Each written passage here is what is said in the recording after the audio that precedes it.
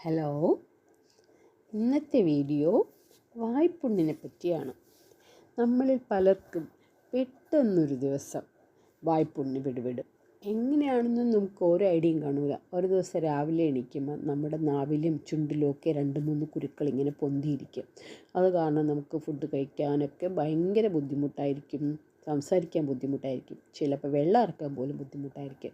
അപ്പം നമ്മൾ ഓടി ഡോക്ടറെ അടുത്ത് പോവും, എന്തെങ്കിലും ഓയിൻമെൻറ്റ് വാങ്ങിച്ച് തേക്കും, അല്ലെങ്കിൽ നമ്മൾ ഈ കോംപ്ലക്സിൻ്റെ ഗുളിക വാങ്ങിച്ച് കഴിക്കും. അപ്പം ഇത് മിക്കവാറും നമ്മൾ 2 ദിവസം മുമ്പോ തലേ ദിവസമോ കഴിച്ച ഫുഡിലുണ്ടായ എന്തോ ഒരു ഇൻഗ്രീഡിയൻറ്റ് നമ്മുടെ ശരീരത്തിന് പിടിക്കാത്ത കൊണ്ടായിരിക്കും മിക്കവാറും ഈ വായ്പുണ്ണ് വരുന്നത്. അപ്പം അത് എന്താണെന്ന് കണ്ടെത്തി ഒഴിവാക്കിയാലും ഈ വായ്പുണ്ണിനെ ഒഴിവാക്കാം. അത് ഒഴിവാക്കാൻ പറ്റാതെ നമ്മൾക്ക് വായ്പുണ്ണ് വന്നു എന്നിരിക്കട്ടെ, അപ്പം നമ്മൾ ഫസ്റ്റ് ഓയിൽമെൻറ്റ് ഇടുന്നതിന് മുൻപേ നമ്മൾ ആദ്യം ചെയ്യേണ്ടത് രാവിലെ എണീറ്റാലും കിടക്കുന്നതിന് മുമ്പും കുറച്ച് തൈരെടുത്തിട്ട് നന്നായിട്ട് കുലുക്കുഴിഞ്ഞ് തുപ്പിക്കളയണം. അങ്ങനെ ഒരു 2-3 പ്രാവശ്യം പറ്റുമെങ്കിൽ ചെയ്യാം. ഡെയിലി എത്ര പ്രാവശ്യം വേണമെങ്കിലും പറ്റുമെങ്കിൽ ചെയ്യാം.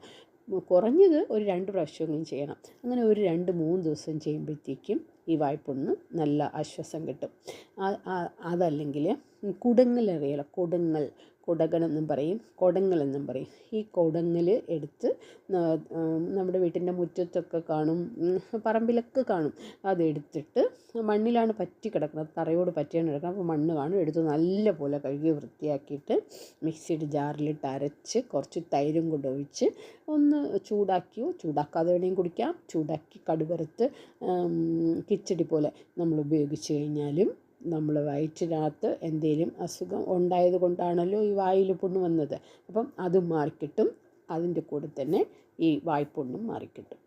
നിങ്ങൾക്ക് ഈ അറിവ് ഇഷ്ടമായാൽ ലൈക്ക് ചെയ്യാനും ഷെയർ ചെയ്യാനും മറക്കരുത്.